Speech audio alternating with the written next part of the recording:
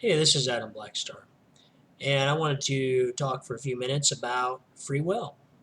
As we know, free will is like the crown jewel of the Christian belief system.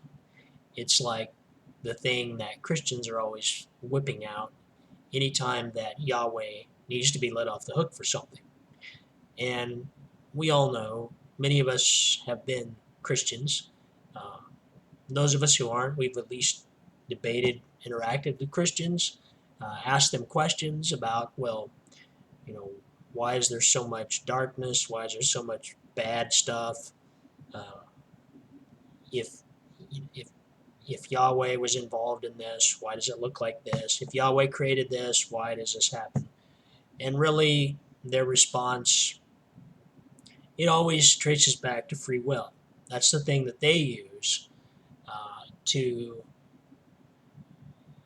to basically shut down uh, any need to discuss Yahweh's ethics. Free will is essentially to say that everything bad is man's fault. Everything good can be credited to Yahweh, but everything bad can be credited to man because human beings, well, they suck and they can do no good. They can be held responsible for everything that's bad and nothing that's good. Free will. So, why do we have this free will? I mean, it doesn't really sound like it's that great if it got us into all this trouble. Well, as it turns out, it is pretty darn great because you see, Yahweh could have created us as robots. He could have created a bunch of people that were like, yes, Yahweh, I love you, I will do what you say. Or he could just create us with the option to choose whether or not we will reciprocate his love, uh, to choose whether or not we will obey him. And that's what separates us from robots. And it's a wonderful thing that Yahweh has done. So, the first instances we saw of this was in the garden when Yahweh created Adam and Eve and he put them in the garden. And their job was to garden in the garden. Their job was to tend to the garden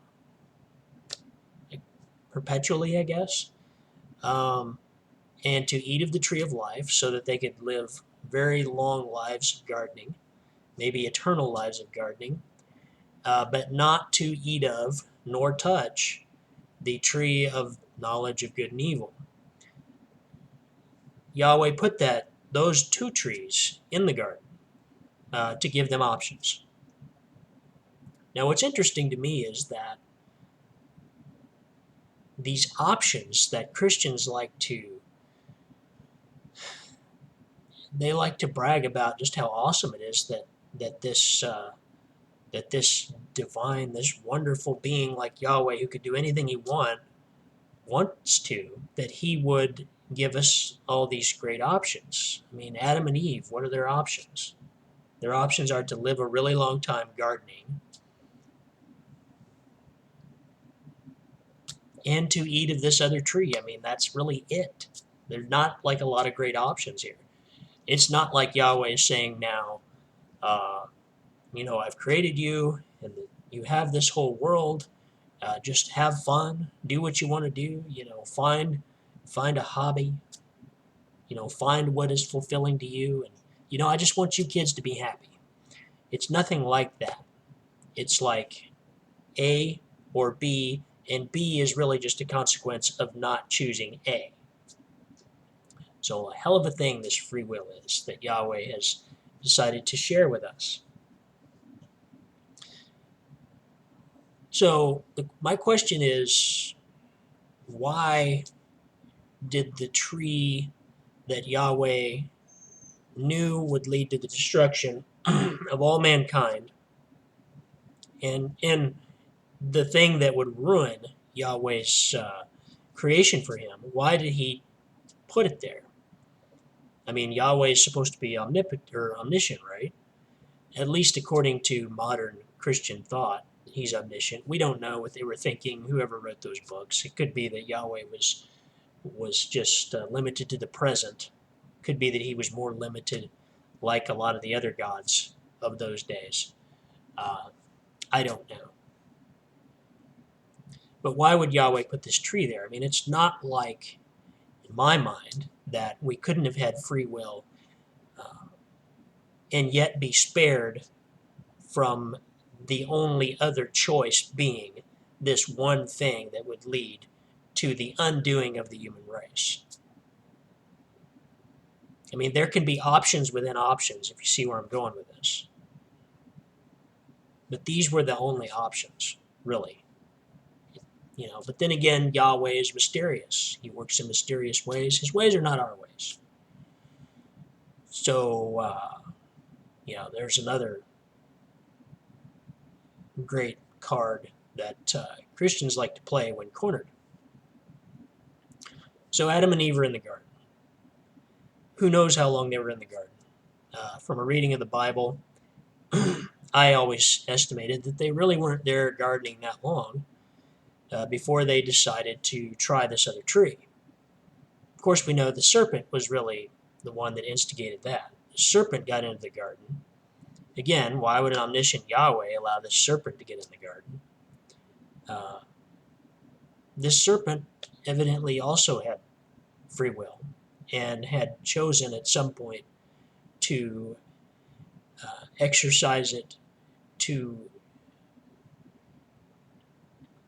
the detriment of Yahweh's creation.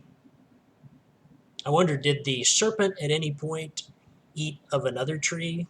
Like, were there two little serpent trees or something? He ate of the wrong one before that? Because Christians typically conclude that the serpent was Satan. But it doesn't really say anywhere that the serpent was Satan. That's just an assumption. And I think, from what I've studied, it makes more sense to just think that the serpent was just a serpent. Because it never says anywhere that the serpent was Satan. It says something like that the serpent was the craftiest or the smartest of all of the creations or something like that. So I don't see anywhere, and plus the Old Testament, it does not really anthropomorphize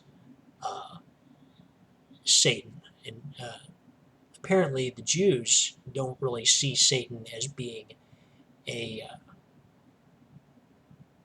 they see Satan as being like anything that's not God. It's not like a guy who's walking around doing stuff. That seems to be more of a New Testament belief that began around the time of New Testament Christianity.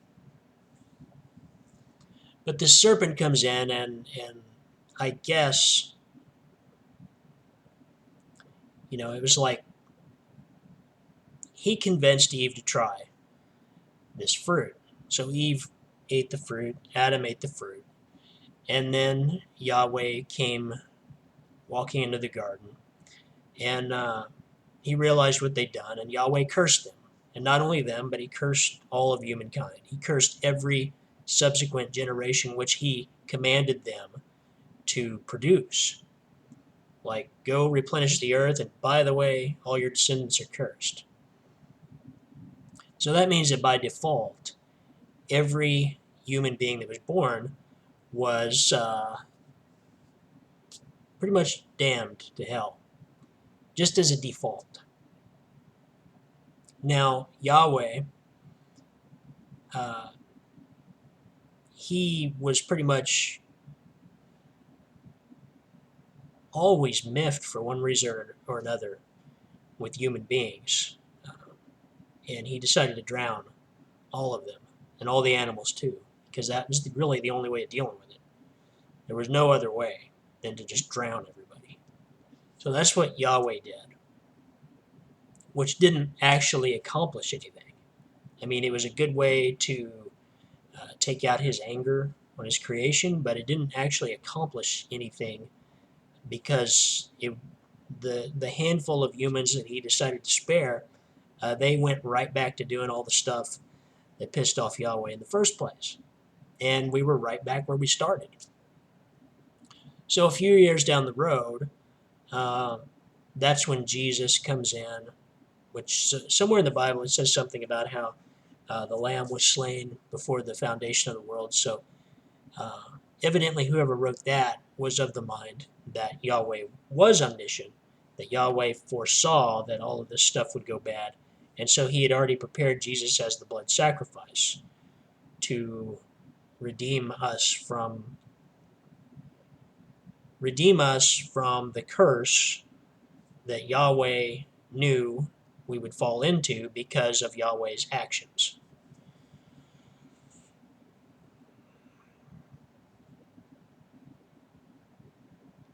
I've used the example a few times of a parent that they leave their toddler in the house, but before they do, they take a loaded gun and they put it on the coffee table. And they say, now, that's a loaded gun. Don't touch it. If you take that and you shoot it, you could shoot yourself in the head and you could die. And now I warned you. And then they leave the house. The toddler maybe runs around playing with everything except for the revolver, but eventually they think about that revolver sitting there on the coffee table, and they think about what the parent said, and they end up playing with the revolver, and they shoot themselves and they die. Now, I'm curious what Christians would say if this were like a real-life example, and it is pretty close to some real-life examples that we could name. But if this very specific thing came true, what would Christians, how would they respond to that? Because, I mean, it seems clear to me that the responsibility would be on the parent. I mean, the parent chose to put the gun on the table and leave their toddler alone with it. Of course, you could say, well, Adam and Eve weren't toddlers. They were human beings. I mean, they were full-grown humans. But at the same time, Yahweh created them as full-grown humans. And they were naive. I mean, they didn't know what death was. Yahweh was warning them about this thing, but they didn't know what it was. He didn't go into any detail, really. It was something that they had no comprehension of. And all children disobey their parents. It's just kind of a fact. Especially very young, naive children. They are just going to disobey their parents. And any parent knows that's going to happen. I mean, they don't curse their small children the first time they do something that they shouldn't have done. I mean, they turn it into a learning opportunity or something like that. But we just know, I mean, rational minds realize that this is going to happen.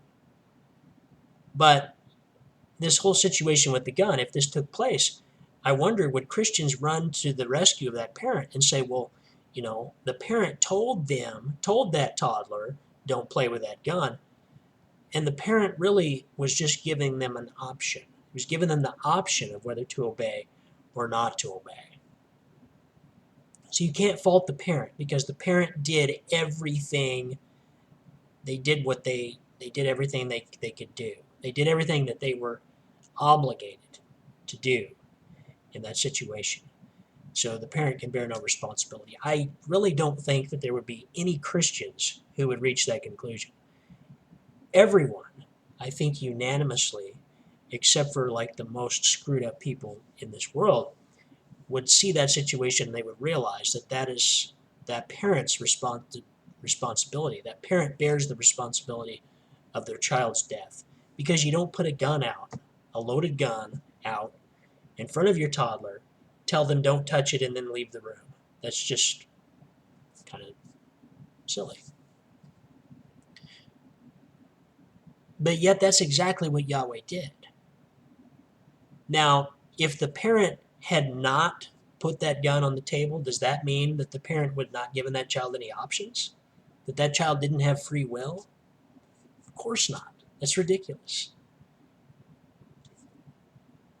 Likewise, that tree was not necessary for Adam and Eve to have free will.